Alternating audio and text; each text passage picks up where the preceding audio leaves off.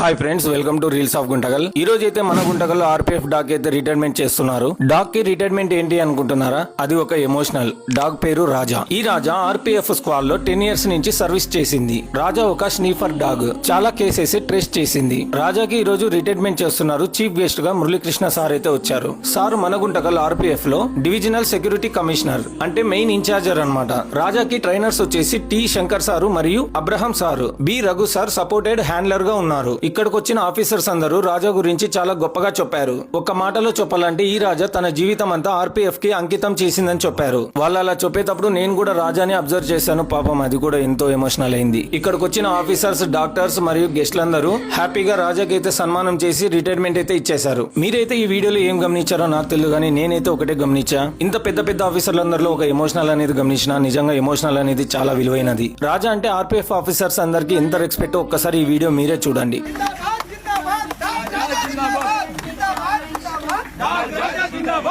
రాజా నిజంగా గ్రేట్. ఎందుకంటే ఇంతమంది అభిమానం అనేది సంపాదించుకుంది. వీళ్ళు ఇంతగా అభిమానిస్తున్నారంటే రాజా కూడా ఎంత విశ్వాసంగా ఉండి ఉంటుందో ఈ వీడియోతోనే మనకు అర్థమవుతుంది. ఈ వీడియో చూసిన వాళ్ళందరూ ఒక షేర్ చేసి రాజా ఇస్ గ్రేట్ అని కామెంట్